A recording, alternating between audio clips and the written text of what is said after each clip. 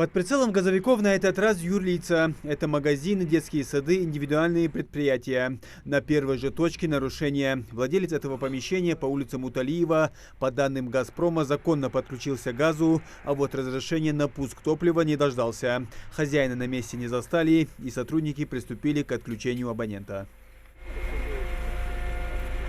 У данного объекта отсутствует договор на поставку газа. Соответственно, по юридическим канонам он считается незаконным потребителем газа, в связи с чем было проведено отключение. Точно ущерб может будет определить после подсчета, расчета ущерба, причиненного ущерба. Там у нас идут объемы кубов потребленного газа, потом это все переводится в денежный эквивалент. Это, скорее, финансовый отдел, можно сказать. Но примерно такой объект, большая площадь у него, около 100 тысяч рублей. Газовики отрезают еще небольшой кусок трубы, чтобы абонент заново не подключился к сети.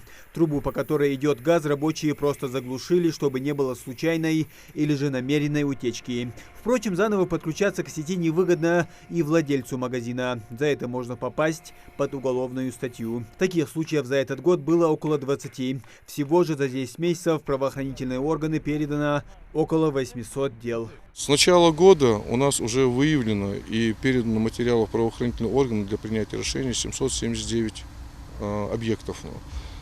По этим 779 объектам, по 20 объектам возбуждено уголовное дело по повторному подключению. Это статья 215 Уголовного кодекса.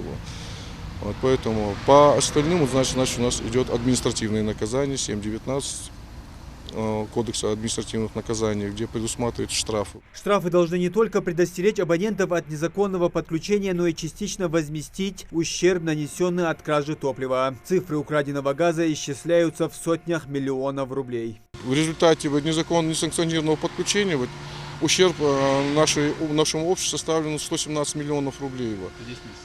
Да, порядка 82 миллионов мы уже через суды принято решение здесь в нашу пользу нужно решать. Сейчас будет вопрос о возврате этих денежных сумм.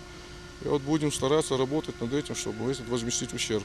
К отключениям от сетей, признаются газовики, им приходится прибегать даже в холод. Идти на крайние меры их вынуждают сами нарушители. Ведь гораздо легче предупредить несчастные случаи, нежели потом мириться с их последствиями. Нарушение элементарных правил безопасности не раз приводило к несчастным случаям. Данное отключение проводится не только в связи с несанкционированным потреблением, но еще и в целях безопасности.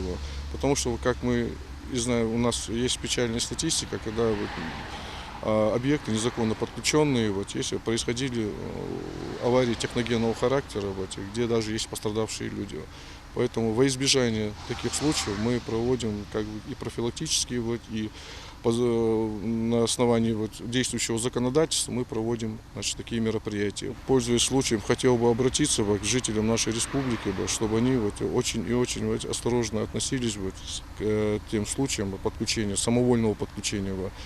Это чревато очень неприятными последствиями. Поэтому мы стараемся, наша служба выезжает и выявляет, и мы отключаем такие объекты. Выявлять и пресекать факты нарушения правил эксплуатации оборудования и самостоятельного подключения жителями республики к газовым сетям будут и дальше в целях их же безопасности. Муслим Ганиев, Хамзат Халухоев, Новости.